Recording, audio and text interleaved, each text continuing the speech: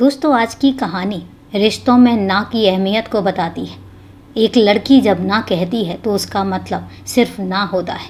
उसको समझना भी चाहिए और उसकी इज्जत भी की जानी चाहिए, क्योंकि ना का मतलब होता है कि वो दिल से तैयार नहीं है। और जब किसी चीज़ के लिए एक लड़की दिल से तैयार नहीं होती है तो मेरा मानना है कि हमारे समाज में, हमारी सोसाइटी में उस ना का मतलब समझना भी चाहिए और ना को दिल से रिस्पेक्ट भी दी जानी चाहिए। आज की एक कहानी ऐसी है कि एक लड़की के ना कहने पर उसकी जान चली जाती है। क्या है वो कहानी, किसने ना कही और किसको वो ना नागवार गुजरी, आज की कहानी में हम यही जानेंगे। लेकिन उससे पहले नमस्कार दोस्तों, क्राइम चैनल पर स्वागत करती हूँ और उम्मीद करती हूँ कि आप सब लोग स्वस्थ होंगे, सुरक्षित होंगे। दोस्तों, कहानी में आगे बढ़ें उससे पहले अगर आप चैनल पर नए हैं या अभी तक आपने चैनल को सब्सक्राइब नहीं किया है तो सबसे पहले आप चैनल को सब्सक्राइब कर लीजिए और साथ ही बेल आइकन ज़रूर प्रेस करें फर्दर नोटिफिकेशन के लिए। और इसके अलावा कहानी के बारे में आपकी क्या राय है कमेंट करके ज़रूर बताएं, क्योंकि अब से आपके कमेंट्स के जवाब हर बार और हर वीडियोस में आएंगे जब भी आप कमेंट्स करेंगे। तो चलिए दोस्तों, आपका समय नहीं लेते और जानते हैं कि आखिर ये ना से शुरू हुई कहानी है क्या। बीते 6 मार्च की सुबह की बात है। होटल माही 7 के रूम अटेंडेंट ने कमरा नंबर 107 के दरवाजे की कुंडी खटखटाई, लेकिन अंदर से कोई आवाज़ नहीं आई। उसने 1-2 बार फिर कुंडी बजाई, फिर भी कमरे के अंदर से कोई हलचल सुनाई नहीं दी। परेशान होकर रूम अटेंडेंट ने होटल के रिसेप्शन पर जाकर मैनेजर और अन्य कर्मचारियों को यह बात बताई। इस पर होटल के कर्मचारियों ने उस कमरे के बाहर पहुंचकर कई बार कुंडी खटखटाई और साथ ही तेज स्वर में आवाज़ें भी दी, लेकिन अंदर से कोई जवाब नहीं आया। कर्मचारी समझ नहीं पा रहे थे कि आखिर बात क्या है। होटल कर्मचारियों ने खिड़की के अंदर झांक कर देखा तो उन्हें मामला कुछ गड़बड़ नजर आया। कमरे में ठहरा हुआ दिव्यांग युवक ओम प्रकाश जाखड़ फर्श पर पड़ा हुआ था। होटल कर्मचारी ओम प्रकाश जाखड़ को बहुत अच्छे से जानते थे। लग रहा था जैसे वह अचेत अवस्था में हो। कमरे में बेड पर एक युवती पड़ी दिख रही थी।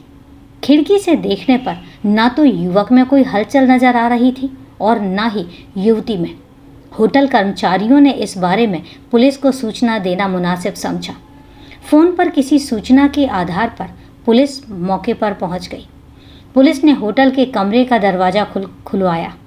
कमरे के अंदर बेड पर एक युवती पड़ी थी, जिसका मुंह कंबल से ढका हुआ था। गले पर गहरे निशान थे, साथ ही गले में कपड़ा भी बंधा हुआ था और उसकी सांसें थम चुकी थी। पुलिस अधिकारियों ने उसकी नब्ज देखी, लेकिन उसमें जीवन के लक्षण नजर नहीं आए। लग रहा था कि वह घंटों पहले मरी होगी। मौके के हालात से यह स्पष्ट नहीं हो रहा था कि युवती के साथ दुष्कर्म या सहवास तो नहीं हुआ था। कमरे में फर्श पर पड़े दिव्यांग युवक ओम प्रकाश जाखड़ की सांसें चल रही थी। वह अचेत अवस्था में था। पुलिस अधिकारियों ने ओम प्रकाश को तत्काल ही अस्पताल भिजवाया। युवती के शव को भी पोस्टमार्टम के लिए अस्पताल भेज दिया गया। होटल के कमरे में युवती का शव और बेहोश युवक के मिलने की बात सुनकर बड़ी संख्या में आसपास के लोग इकट्ठे होने लगे। पुलिस ने होटल के कमरे की तलाशी ली। तलाशी में युवक युवती के शैक्षणिक दस्तावेज और 2-3 जोड़ी कपड़े मिले। इसके अलावा सब्जियों पर छिड़कने वाला जहरीला केमिकल भी मिला। इसके अंदाज़ा लगाया गया कि युवक ने जहरीला केमिकल खा लिया होगा, जिससे वह अचेत हो गया था। यह बात साफ नहीं हो सकी कि युवती ने भी जहरीला केमिकल खाया है या नहीं। होटल वाले ओम प्रकाश को पहचानते थे, लेकिन उन्हें यह पता नहीं था कि वह कहाँ का रहने वाला है।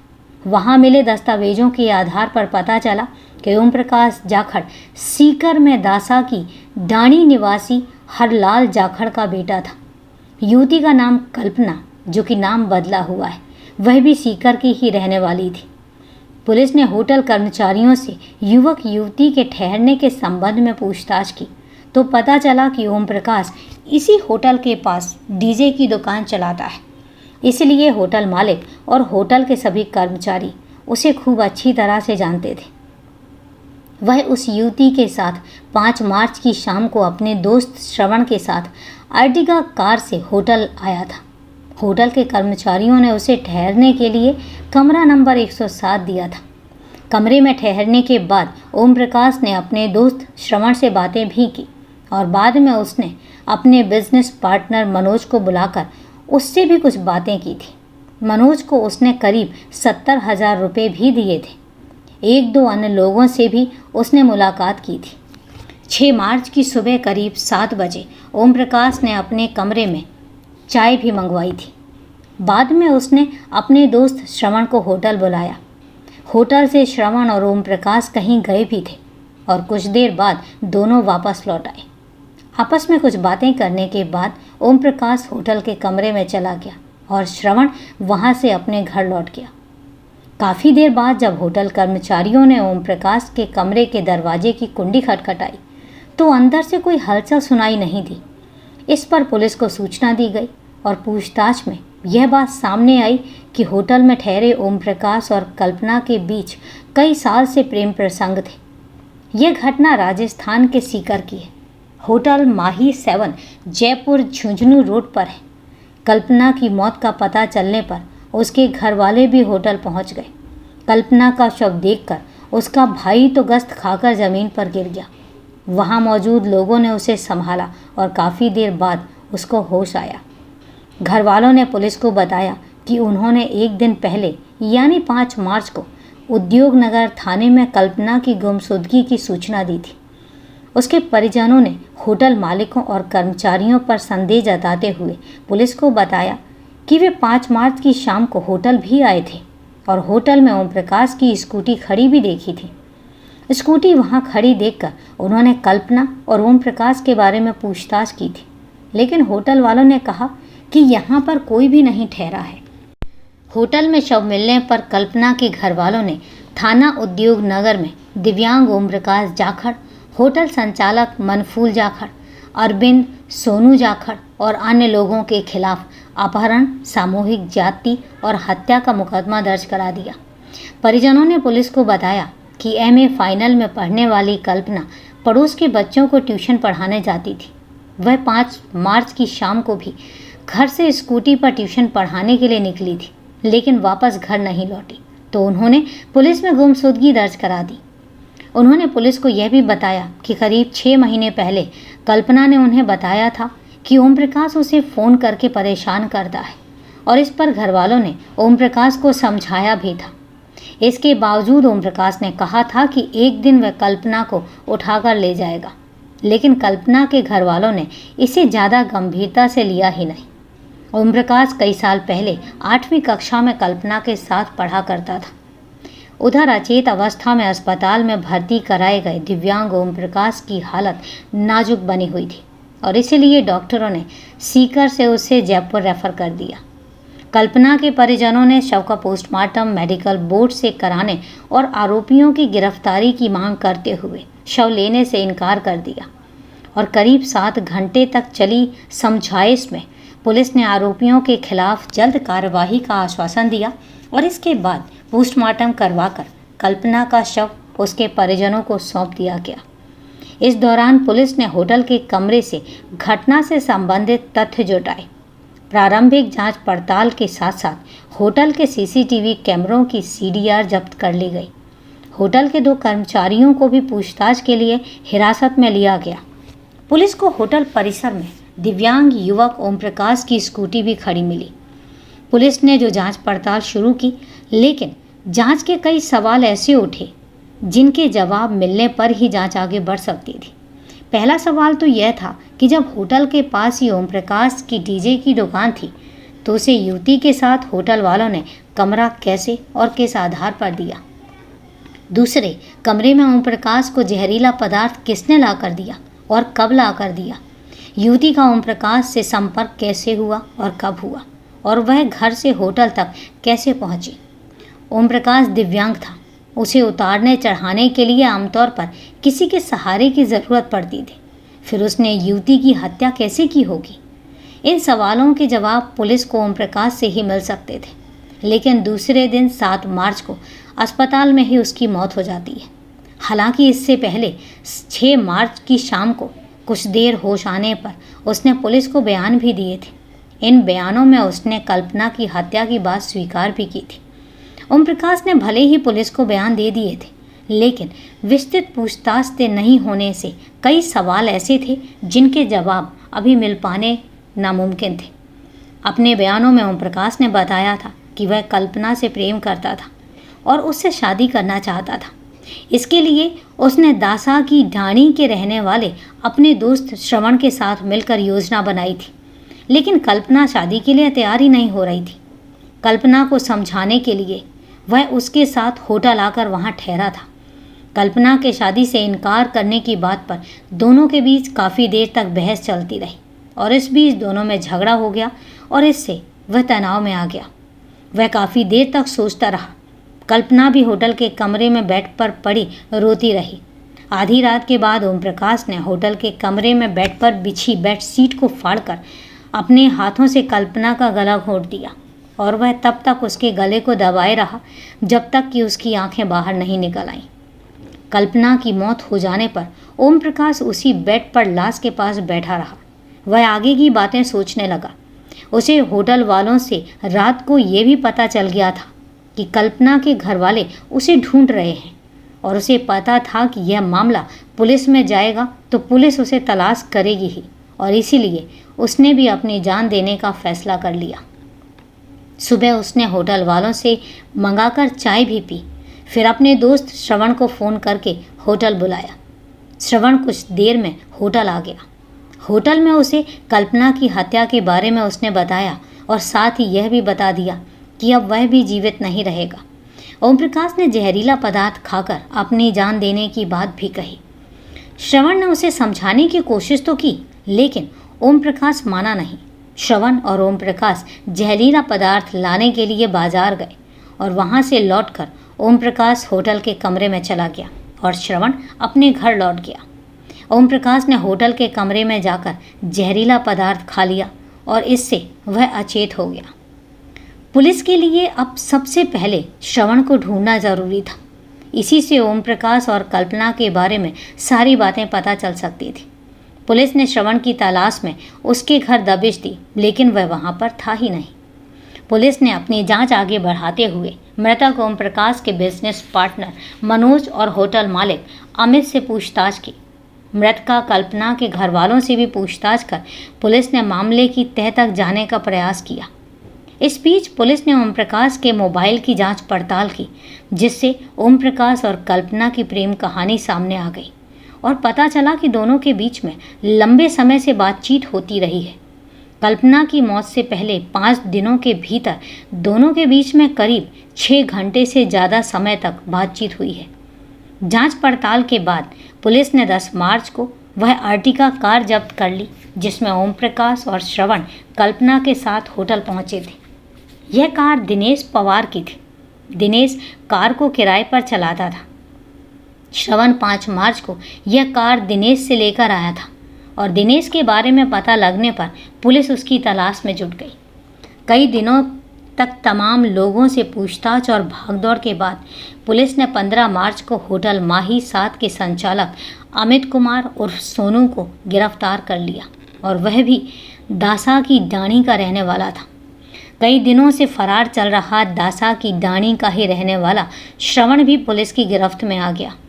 पुलिस ने श्रवण और अमित उर्फ सोनू से पूछताछ की तो होटल में कल्पना की हत्या और उसके प्रेमी ओम प्रकाश के जहर खाकर जान देने की अधूरी प्रेम कहानी सामने आ गई। सीकर के दासा के डाणी के रहने वाला ओम प्रकाश दिव्यांग था।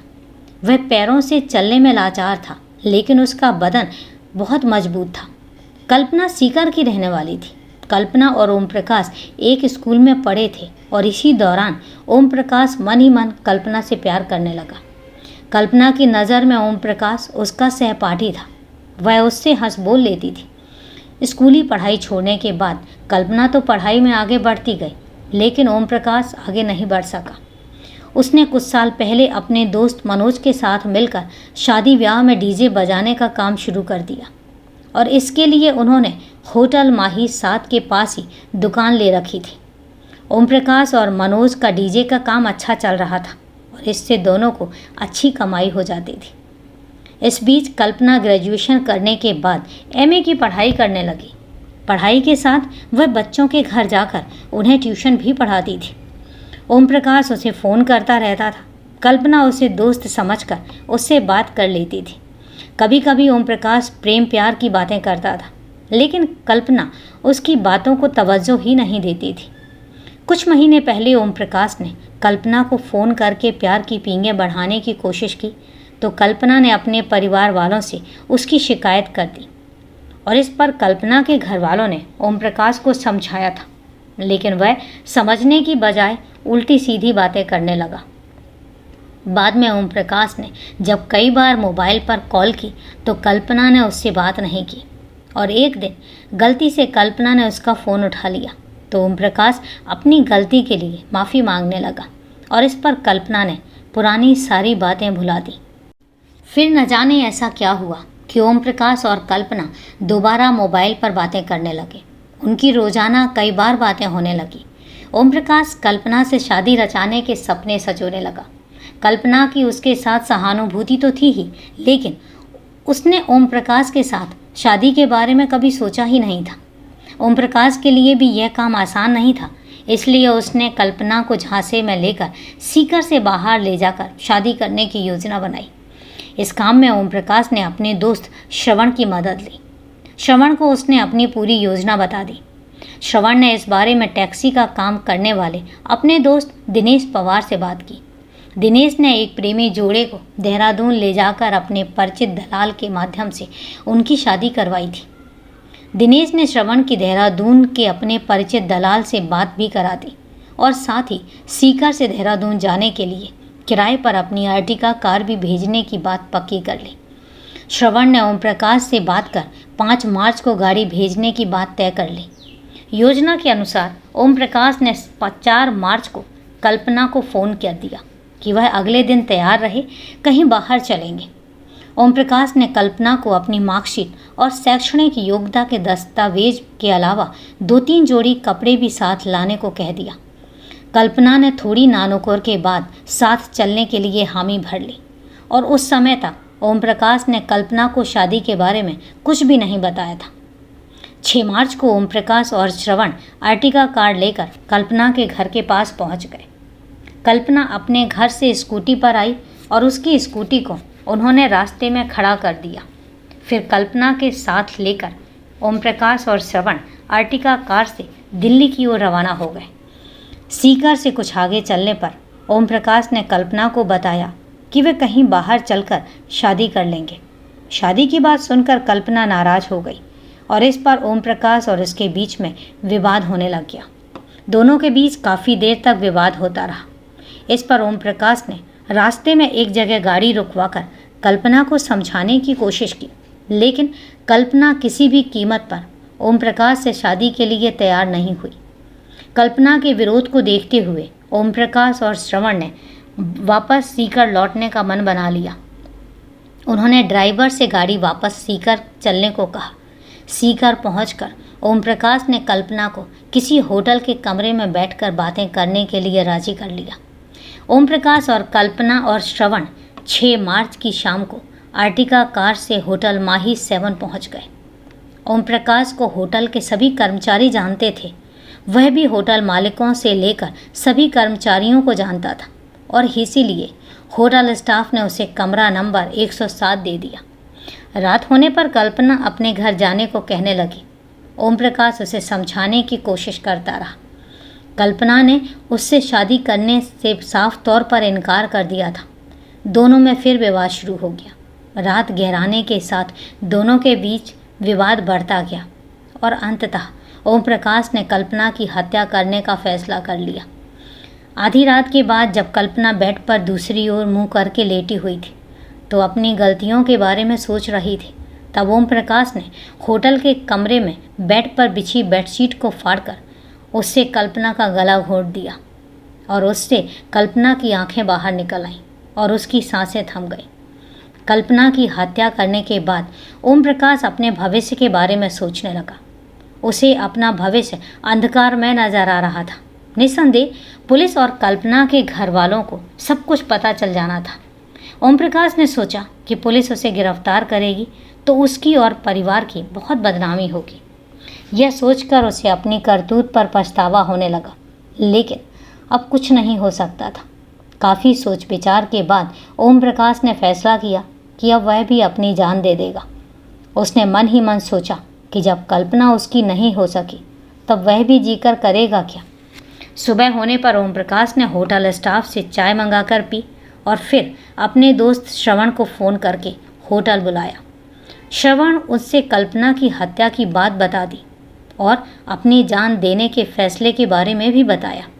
श्रवण ने उसे काफ़ी समझाया, लेकिन वह अपनी जिद पर अड़ा रहा। आखिर श्रवण उसे बाजार लेकर जाने को तैयार हो गया।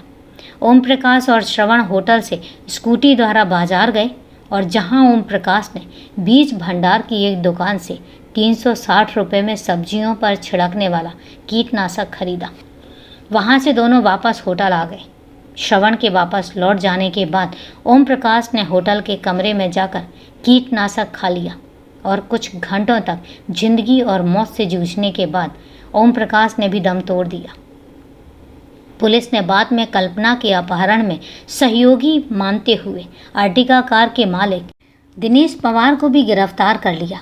पुलिस ने वे 70,000 रुपये भी बरामद कर लिए जो ओम प्रकाश ने 5 मार्च की शाम को अपने बिजनेस पार्टनर मनोज को दिए थे। मनोज ने यह रकम होटल स्टाफ को रखने के लिए दे दी थी। हत्या से पहले युवती से दुष्कर्म हुआ या नहीं, इसकी स्लाइड जांच के लिए भेज दी गई। पुलिस की जांच में यह बात सामने आई कि ओम प्रकाश और कल्पना के बीच दिन में 10 से 15 बार तक बातें होती थी।